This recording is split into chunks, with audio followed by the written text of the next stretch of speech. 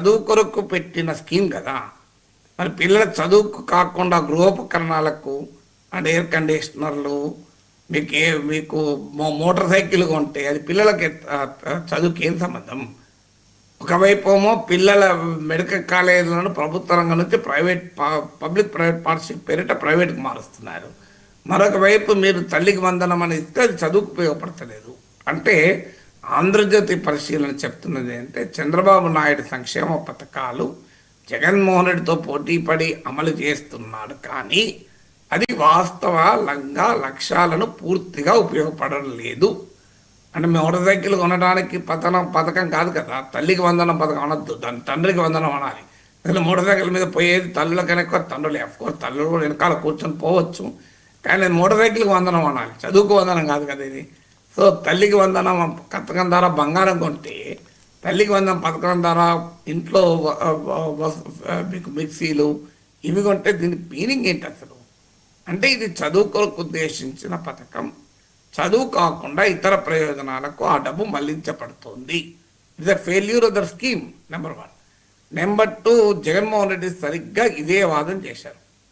అప్పుడు ఇవే పత్రికల్లో ఎద్దేవా డబ్బులు పంచడం అనేది ప్రభుత్వం అది పని అవుతుందా, ఇవి ఉచితాల వల్ల ఎకానమీ నాశనం అయిపోతుంది. ఇప్పుడేమంటున్నారు, ఉచిత పథకం వల్ల ఎకానమీ డెవలప్ అవుతుందని చెప్తున్నారు. సంపద సృష్టించి సంక్షేమ పథకం అమలు చేస్తానని చంద్రబాబు నాయుడు చెప్పాడు.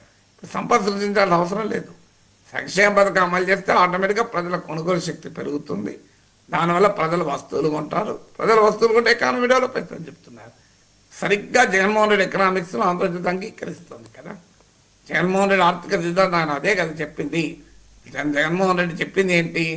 బడ నొక్కుడే నొక్కుడు, ఇన్ని లక్షల కోట్లు, 2.5 లక్షల కోట్ల రూపాయలు ప్రజల అకౌంట్లో డబ్బులు వేసాను, ఏమైంది ఈ ఆదరణ అని కదా జగన్మోహన్ రెడ్డి ఆవేదన.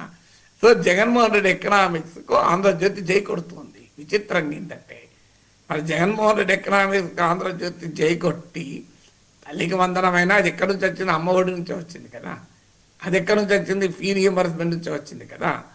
సో ఈ పథకాలన్నీ రివైజ్ ఎడిషన్సే కదా. ఇప్పుడు వాహనమిత్ర ఆటోల డబ్బులు వాహనమిత్రకు రివైజ్ ఎడిషనే కదా.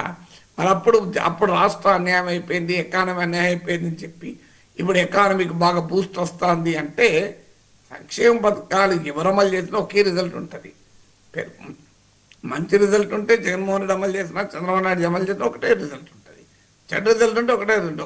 ఒకరు చేస్తే మంచి అవుతుంది, ఇంకోరు చేస్తే చెడు అవుతుంది అంటే ఎట్లా? సో అందువల్ల ఆంధ్రజ్యోతి కథనం ఒక రకంగా చంద్రబాబు పథకం పక్కదారి పడుతోందని చెప్తూ, జగన్మోహన్ రెడ్డి ఆర్థిక సిద్ధాంతం చాలా